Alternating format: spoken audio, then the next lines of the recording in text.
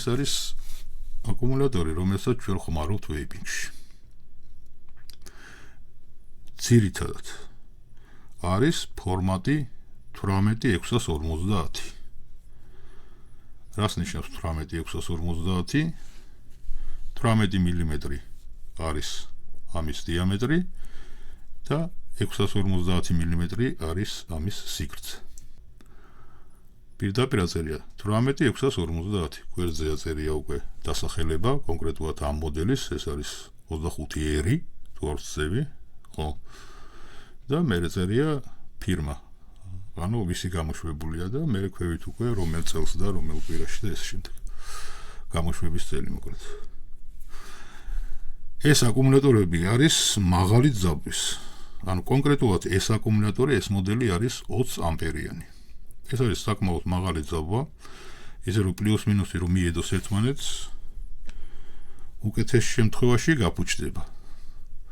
შემდეგ არის კიდე ვარიანტი. გაფუჭდება როგორ? მოკლედ ჩართვა მოხდება შიგნით და აკუმულატორი აღარ იმუშავებს.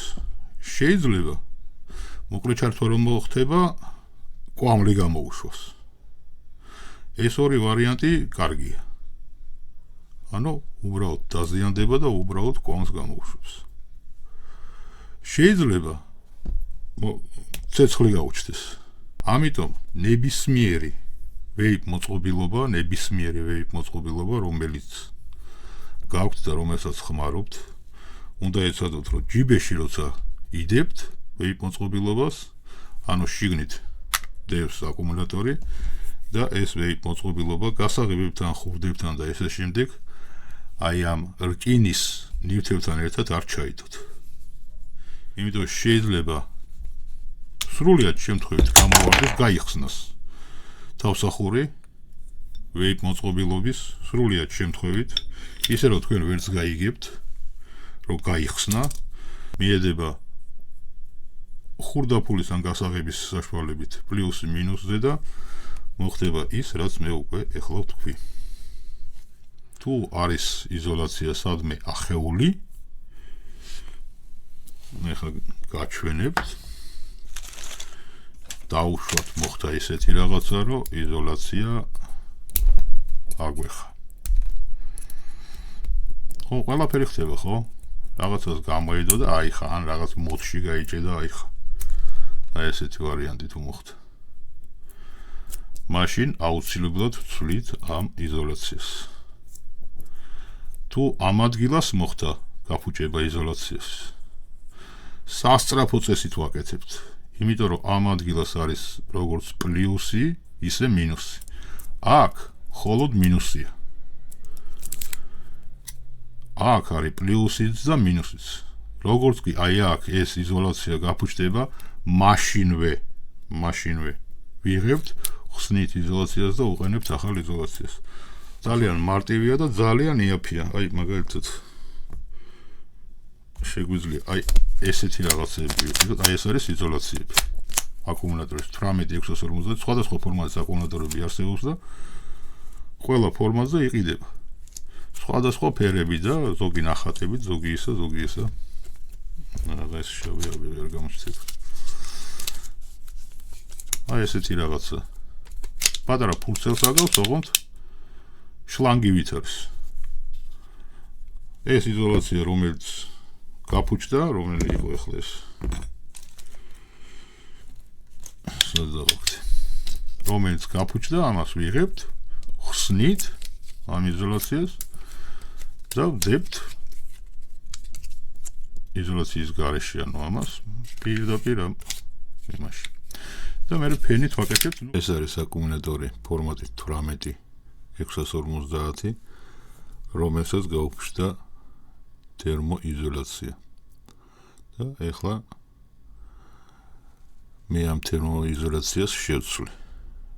პირველ რიგში მოხსნი ძალიანად ძველ თერმოიზოლაციას. ესე მარტივად იცვლება. ამოვარჩევ ნებისმიერ